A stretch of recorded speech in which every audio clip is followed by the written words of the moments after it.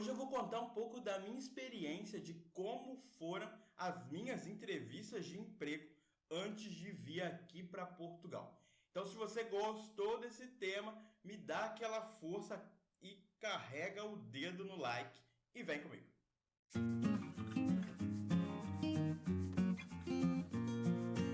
Olá, mundo! Eu sou o Cláudio Oliveira e seja bem-vindo a mais um vídeo aqui do canal Quero Ser Programador. Um canal onde toda semana a gente dá juntos mais um passo no mundo da programação.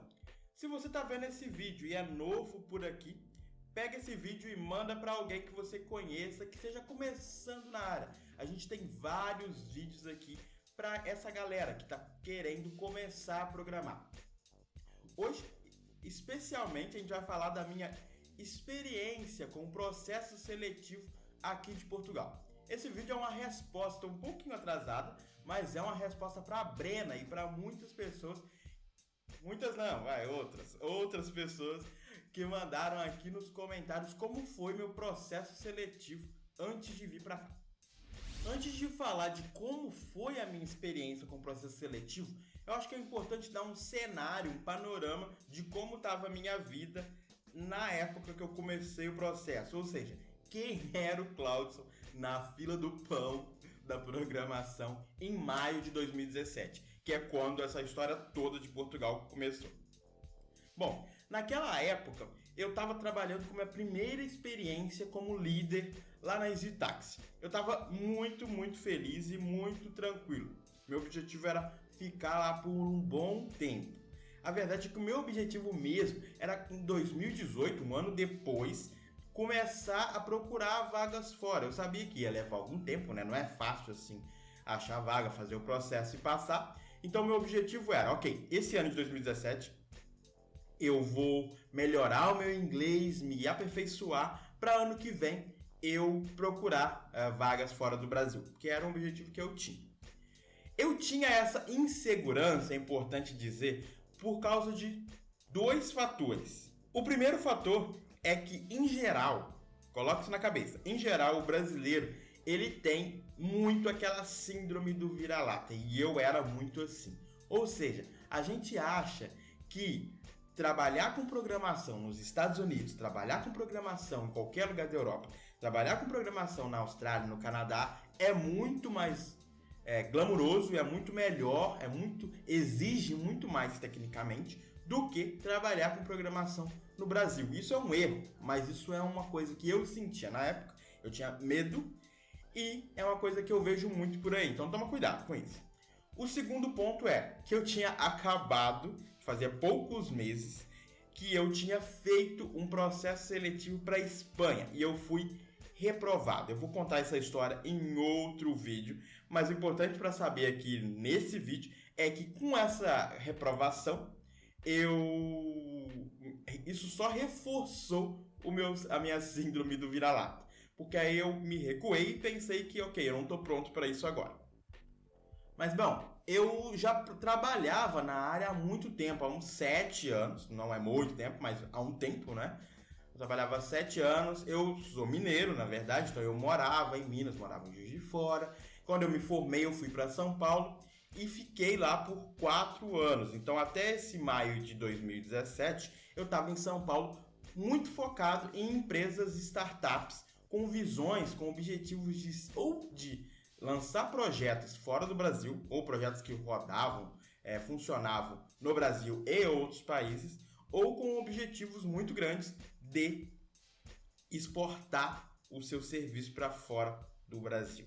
E por que é importante dizer isso? Porque essa visão, essa experiência de trabalhar com empresas um pouco mais globais acabou colocando alguns pontos positivos no meu currículo, né? Quando a gente trabalha com empresas assim, com empresas que rodam em vários países, por exemplo, a EasyTaxi, a gente tem que resolver alguns problemas que sistemas locais não têm. Por exemplo, trabalhar com vários time zones diferentes.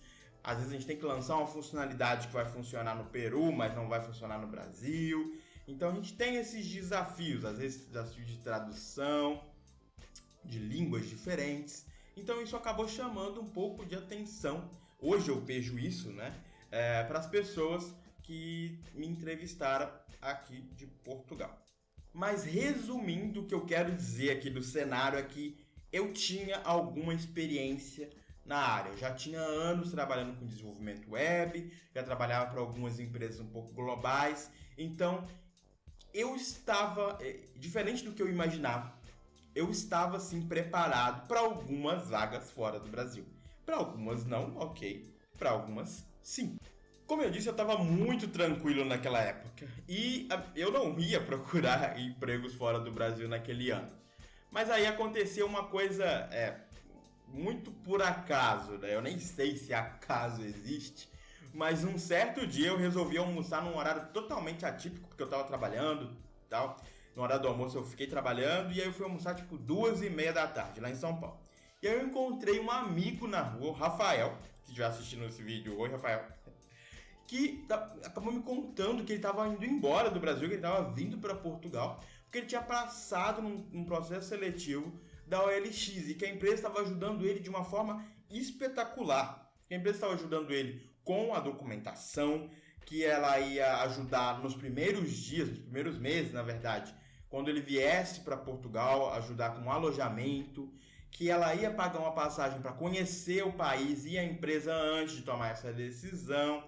Então, assim, um suporte que eu concordei com ele que não é um suporte normal. O normal é você, ok, você passou, agora, meu irmão, se vira, pega suas coisas e vem, tudo do seu bolso.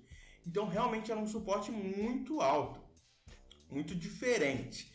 E aí ele acabou me dizendo também que tinha muitas outras vagas abertas para back-end. E eles trabalhavam naquela época muito com PHP, que é a linguagem principal da minha carreira, até agora. E aí ele perguntou se eu tinha interesse, e na hora, sinceramente, eu meio que dei de ombros assim na minha cabeça, né? E falei assim, não, beleza, me manda então o contato do RH, né? Ele me deixou em contato com o RH daqui para eu poder participar do processo seletivo. Mas na minha cabeça, eu falei assim, tá bem, eu vou tentar isso daí, mas sem muita esperança. Meu objetivo mesmo é ano que vem. Ano que vem eu vou melhorar e ano que vem eu vou começar a procurar vagas. Daí eu comecei o processo seletivo no final de maio. No dia 31 de maio, para ser mais específico, eu fiz a minha primeira entrevista aqui para Portugal. Foi uma entrevista só com RH e uma entrevista só para contar a minha experiência de carreira. Falar por onde eu passei, o que eu trabalhei nessas empresas, quais foram as tecnologias que eu usei, quais foram os meus pontos altos ou os pontos baixos da carreira, se eu enxergo isso, né? E, enfim, foi uma conversa bem, um overview, assim, da minha carreira. Foi uma conversa bem tranquila. É engraçado dizer que o processo que eu fiz pra cá, eu não me lembro de ter falado em inglês, mas é importante reforçar que o padrão é você falar em inglês sim. Porque eu já disse isso em outro vídeo aqui desse quadro, né? Mas tem muitas empresas aqui de outros países, então saber inglês é meio que o mínimo para se relacionar com essas empresas. Você vai ter colegas de trabalho que falam inglês, não falam português. Eu mesmo, na primeira semana de trabalho, tive que participar de várias reuniões em inglês, então assim, acho que eles esqueceram. Se realmente não teve entrevista em inglês, que eu não lembro, sinceramente, eu acho que eles esqueceram de me entrevistar em inglês. Mas enfim, deu tudo certo.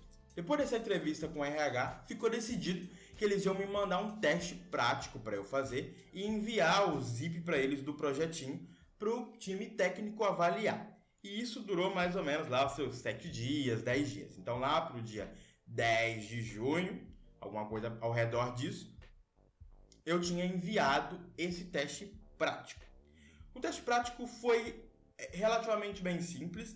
Ele é um teste, não é mais o mesmo teste, então eu até posso dizer mais ou menos como era, mas ele era um teste relativamente simples. Era para criar um formulário e tinha algumas regras nesse formulário, regra de como se fosse força de senha, algumas máscaras, etc. E tinha que gravar os dados no banco de dados quando fosse submeter esse formulário. Um teste relativamente simples. O grande ponto que deixava em aberto, né, e aí acabava exigindo um pouco de conhecimento do desenvolvedor é que você não podia usar um framework durante o teste. Então eu acabei mostrando mais do meu conhecimento a partir desse desafio. Porque aí, já que eu não posso usar o framework, então eu vou ter que meio que montar o meu frameworkzinho aqui. Então eu tive que criar um sistema de rotas, criei um container igual do Symfony, lá, um framework do PHP. Então eu fiz a minha própria base para depois fazer realmente o teste. Fiz o teste usando TDD, né? Submeti testes unitários também, coloquei no Docker. Então assim, eu floreei mesmo o teste. Eu fiz o máximo que eu podia para mostrar pro time técnico que eu tinha algum conhecimento, porque realmente o teste em si, que era o formulário, as coisas com HTML, JavaScript ali, eu não tinha muito domínio, eu era muito focado e ainda sou muito focado em back-end, desenvolvimento back-end. Então eu sabia que o front-end era o meu fraco, então eu tinha que tentar puxar o meu forte naquele teste. Durante esse mês de junho de 2017, foi um mês tenso, né? Porque eu fiquei esperando eles me chamarem para uma nova conversa. E aí acabou acontecendo mais 2 entrevistas técnicas para a gente discutir principalmente o teste prático. Eu não entendi até hoje por que foram 2 entrevistas técnicas, não é muito comum isso, normalmente é uma só. Mas eu acredito que foram 2, até foram com grupos de pessoas diferentes, para tentar perceber onde eu me encaixava melhor, qual era o melhor time para mim, para o meu momento de carreira, né? E qual o time também que está precisando de certos conhecimentos e eu faria mais sentido que eu entrasse nesse time. Então eu acho que foi por causa disso. Como eu disse, durante essas entrevistas a gente discutiu principalmente por que eu tomei certas decisões no teste prático. Então, por que eu fiz testes unitários nessa classe? Por que eu não fiz em outra classe? Por que eu não resolvi assim ou eu resolvi assado? Uma conversa mesmo, para eles medirem meu conhecimento também. E algumas das perguntas que eu lembro, por exemplo, são fora do teste, né? Se eu conhecer algum design pattern, para falar de 2 design patterns e aplicações que eu já tenho usado esses padrões em empresas. E até algumas perguntas um pouco mais de infraestrutura, né? De como escalar o banco de dados, etc. Algumas coisas que até eu não soube responder muito bem. Eu acho que isso até guiou um pouco para onde eu fui depois, né? Para que time eu fui quando eu passei na entrevista. Spoiler, né? A última entrevista que eu tive no processo seletivo foi com a diretora de tecnologia, a dona da porra toda. Desculpa o palavrão. E isso aconteceu no dia 29 de junho do ano de 2017, no ano passado. Essa conversa ela foi um pouquinho menos técnica, porque querendo ou não a empresa já tinha um panorama do que eu conhecia de tecnologia e o que eu precisava melhorar na minha carreira, no meu perfil profissional. Então as perguntas foram mais voltadas para pessoas e relacionamentos, né? Por exemplo, a diretora me perguntou o que eu acho que é um líder bom e um líder ruim, e se eu tive alguma experiência com um líder ruim, para dar um exemplo para ela do que eu achava que era uma liderança ruim. Outras perguntas também foram sobre como eu lido com conflitos no time. A gente tem que discutir tecnicamente como que eu defendo os meus pontos, né? Como que é a minha relação no dia a dia do trabalho, ali, no desenvolvimento de software.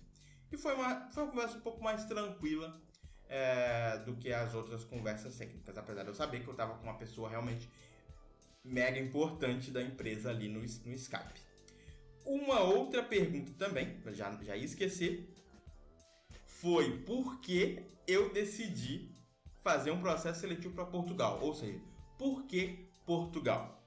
Essa é uma pergunta que, sério, se você, independente de qualquer país que você vá aplicar para fora do Brasil, você vai ouvir essa pergunta, então esteja preparado. Eu fui bem honesto e falei que eu não pensei muito tempo sobre isso, e a minha decisão era bem mais baseada no momento político do Brasil, que eu não sei se vocês lembram, mas a gente estava passando por uma fase realmente muito conturbada e, querendo ou não, isso afetava muito, causava muito estresse na população, inclusive a mim. E esse foi uma das minhas maiores motivações e a minha resposta nessa pergunta. E aí passaram essas semanas e eu recebi a notícia que eu tinha sido aprovado para vir morar aqui em Portugal. Naquele dia, eu não lembro o dia certo, não consegui achar no computador, mas eu fiquei muito feliz, mas a ficha realmente não tinha caído ainda que eu ia mudar de país. Aqui no canal a gente tem uma série de vídeos que falam sobre entrevistas de emprego, então clica aqui para não perder. São 4 ou 5 episódios que a gente fala sobre várias etapas de processo seletivo. Me dá um feedback aqui nos comentários do que você achou desse vídeo, quais são as suas dúvidas, e a gente se vê semana que vem no próximo vídeo do canal. Tchau!